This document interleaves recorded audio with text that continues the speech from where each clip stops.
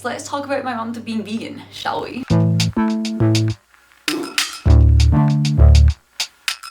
Veganism and plant-based diets are in general quite a spicy topic in my opinion. At first I thought that veganism was quite a millennial fad, spurred on by documentaries such as Cowspiracy and What the Health and so on. Then I saw references to it in like early 2000s culture such as The Girl with the Dragon Tattoo and About a Boy, and I realised that maybe veganism had been going on for longer than I thought it had. The definition of veganism that I'm using, by the way, is the one from Google, obviously, as a true millennial. The practice of eating only foods not derived from animals and typically avoiding the use of other animal products. There are many motivations as to why someone becomes vegan or like adopts a more vegan lifestyle. Many people will often cite things such as animal cruelty, climate change, health benefits. You hear increased energy quite a lot, mental clarity. There are many reasons.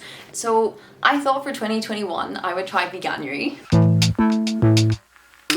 So during 2020 when I moved to Spain, I noticed that my lifestyle was maybe not as healthy as it used to be. I was eating a lot of tortilla de patatas, a lot of bread, just easy, quick vegetarian junk food. But it meant that I was eating a lot of carbohydrates and a lot of deep fried foods. So for 2021, I thought that I would give Veganuary a go, mainly to try and force myself to be a little bit healthier. But then I guess on a more deeper level, climate change, you know?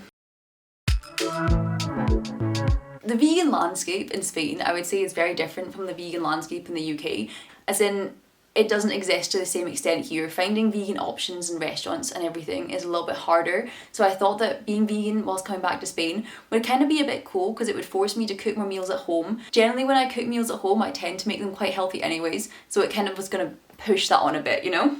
I also felt that maybe doing a vegan challenge for a month would sort of help me to build up healthier habits. So even if after the month I stopped being vegan, I would still have these habits sort of built into my lifestyle. In this sense, I just feel it's a nice way to sort of set habits for the rest of the year. So this was not my first rodeo show into the vegan lifestyle. I did a vegan month before, back in 2019, and ended up staying vegetarian afterwards, which was unexpected when your dad's a chef, but pretty cool. There's one thing I learnt the first time round: fail to plan, plan to fail. So if we were going to do this, we're going to have to stock up, get the kitchen filled with loads of delicious vegan foods, ready at all times. So first, to walk the chopping board catwalk, we have the jarred foods. I like these because they last a long time and they can really add a lot of flavour to what would be otherwise quite a boring meal. Special shout out to the gherkins. Who's that what's that is wrong? The gherkin always belongs on the inside. I use tahini a lot as a vegan butter. Hummus also falls into this category. I also bought some fruit and vegetables as represented by this salad packet.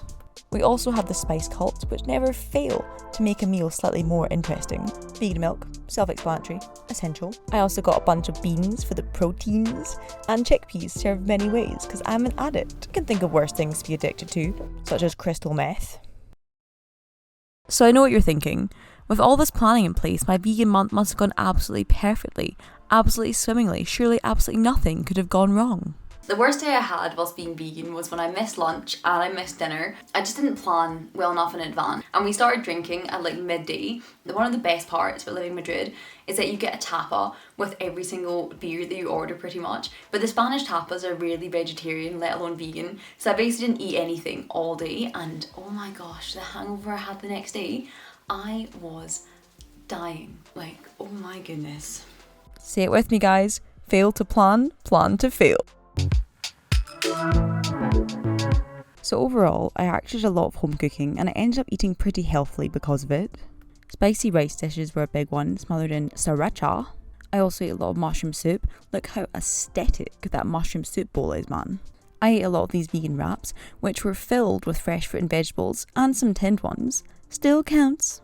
On week 3, I ordered some vegan junk food with my friend and it was amazing. Vegan junk food time. Okay, I'm gonna try chicken nugget first. That's super good. Like, I know it's vegetarian just from like the taste of it, but it's like still satisfies that like meaty chew. Exactly.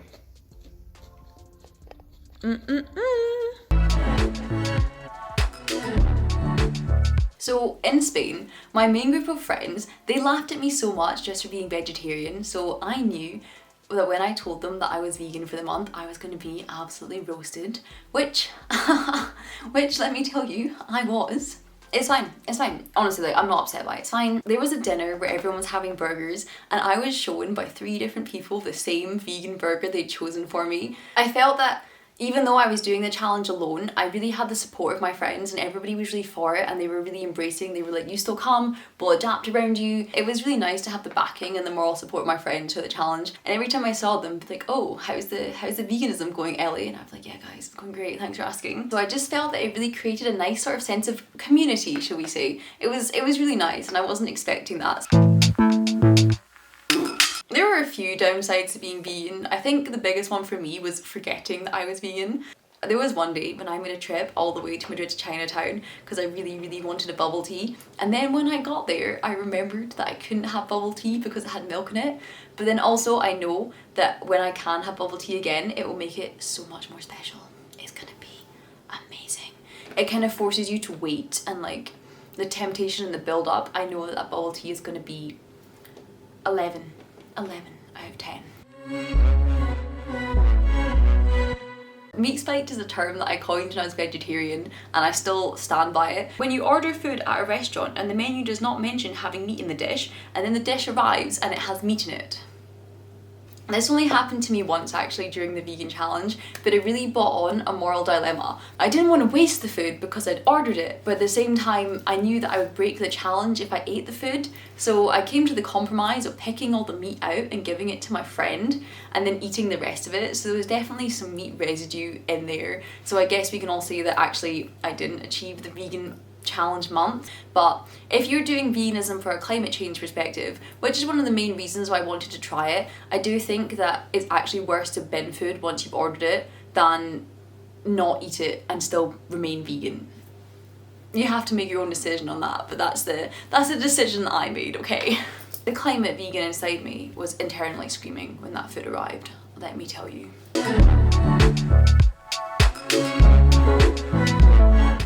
So I'm filming this on the 31st of January, so this is my last official date as being vegan. So I guess the question is after this month, will I stay vegan? And I think if you want a black and white answer, the answer is no. I'm not going to stay vegan. Vegetarianism and veganism are seen as very black and white. They're seen as very all or nothing. You go hard or you go home sort of thing. I don't really see it like this. I see it as much more of a spectrum. So I feel that after this month, even though I'm not going to remain vegan, I think I'm definitely going to try and stay more vegetarian and more vegan than I was before. I think I'm going to cook mainly vegan, definitely vegetarian. But then at some times, for example, if I go out and have tortilla de patatas, like, I'm going to eat it. If you do it 90% of the time, that's definitely better than doing it none. It still means you're making a very minute, tiny impact on climate change, but at least I can sleep at night, you know?